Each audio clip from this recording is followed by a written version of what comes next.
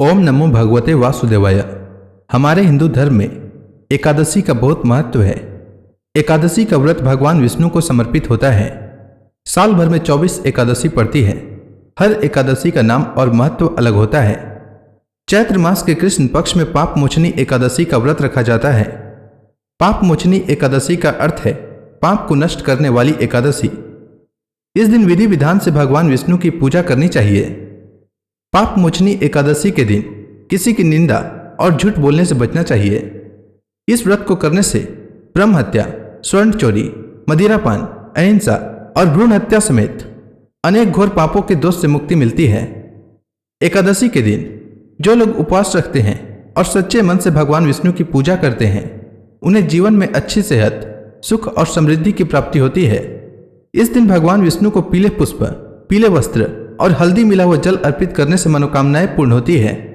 एकादशी की शाम को तुलसी पूजा करें। तुलसी माता के समक्ष शुद्ध घी का दीपक जलाएं। इस दिन ओम नमो भगवते वासुदेवाय मंत्र का जप करें और तुलसी माता की 11 बार परिक्रमा करें। ऐसा करने से आपका आर्थिक पक्ष मजबूत होगा। शास्त्रों के अनुसार एकादशी तिथि के दिन पीपल के पौधे में जल चढ़ाने से पितरों की आत्मा को शांति मिलती है और घर में सुख शांति आती है। साथ ही एकादशी के दिन गरीब लोगों को पीले वस्त्र, अनाज और फल दान करना चाहिए। एकादशी का व्रत 10वीं तिथि की शाम सूर्यास्त के बाद से शुरू हो जाता है और एकादशी का व्रत द्वादशी तिथि पर समाप्त होता है।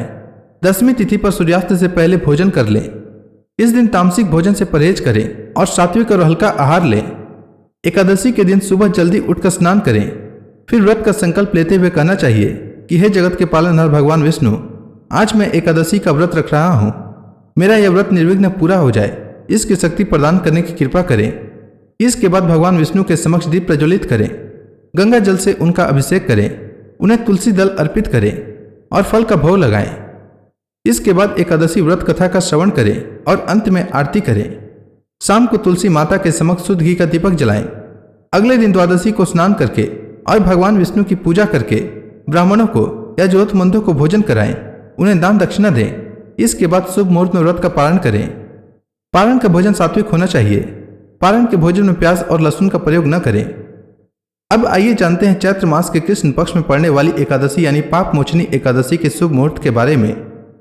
तो चैत्र मास के कृष्ण पक्ष की एकादशी तिथि का प्रारंभ 4 अप्रैल को शाम 4:14 से होगा और चैत्र कृष्ण एकादशी तिथि का समापन 5 अप्रैल को दोपहर 1:28 तक होगा।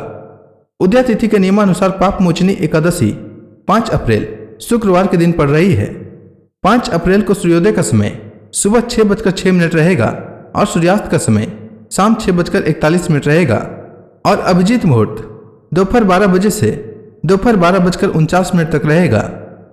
वहीं पाप मोचनी एकादशी व्रत पारण का समय 6 अप्रैल को सुबह 6:05 से सुबह 8:37 तक रहेगा। आपको इसी समय व्रत का पालन करना चाहिए। इसके अतिरिक्त द्वादशी तिथि 6 अप्रैल को सुबह 10:19 तक समाप्त होगा। उम्मीद है आपको पाप मोचनी एकादशी व्रत से जुड़ी जानकारी अच्छी लगी होगी। धन्यवाद।